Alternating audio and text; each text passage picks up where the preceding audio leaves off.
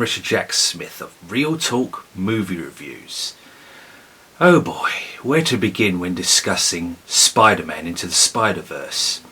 You know, the first time I watched this film in the cinema, I walked out. I found the pacing to be completely at odds with any kind of emotional involvement. In fact, it was way too fast for me. Skip ahead a couple of years and I decided to, on a whim, buy the film on Blu-ray.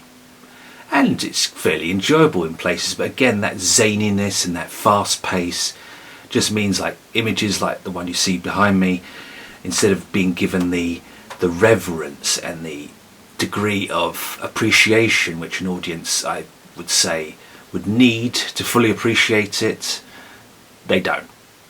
At least for me anyway, this was a muddled and incredibly overcrowded fan film. As for Miles Morales, the young boy who idolises Spider-Man and does become a Spider-Man himself, he is without interest.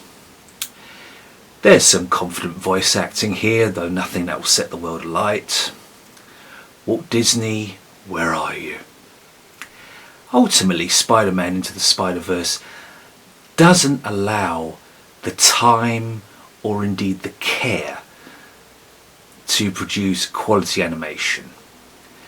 One of the things that struck me initially about this film was the very janky looking and often conflicting styles of animation. They bring some anime, manga and other ones, even Looney Tunes.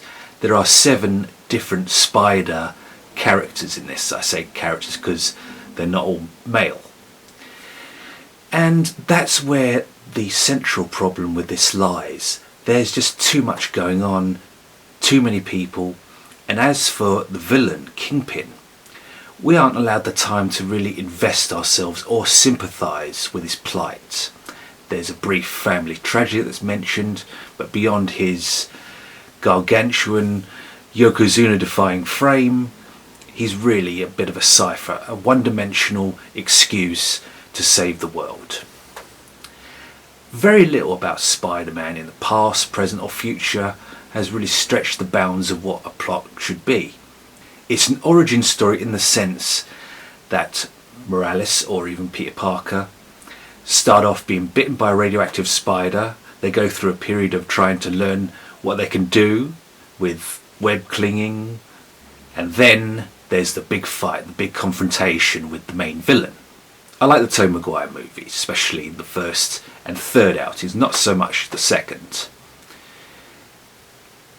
With Spider-Man Into the Spider-Verse, there's an issue of feeling distanced from whatever the filmmakers who are fans and what they're trying to achieve. For the uninitiated, this becomes an insoluble problem. If you don't already know about Spider-Man Noir or the other characters that pop up, including Gwen Stacy, this is going to seem confusing and indeed rather perplexing. I was able to follow, for the most part, what was going on, but why there were so many spider characters, it just seemed a little bit, you know, it doesn't need to be this complicated or this overcrowded. It's clearly a product of too much enthusiasm. Too much has gone into this, too much expectation and hype, and indeed this does hold a rather unnecessary level of praise on Rotten Tomatoes and other outlets. Ultimately, I give Spider-Man Into the Spider-Verse 2 out of 5 stars. I don't hate the movie, it's not 7 after all. This really felt like an ambitious, underachieving animation effort, which, although it won the Oscar, really should have looked into bringing as many people who are unfamiliar with this world as it could.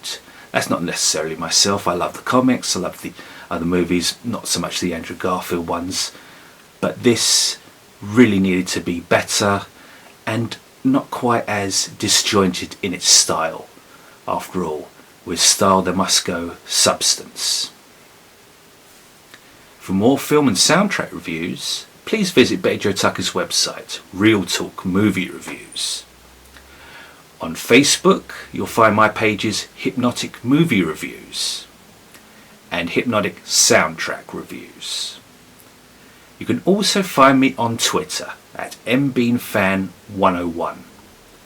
I am Richard Jack Smith, thank you for watching and I'll see you next time.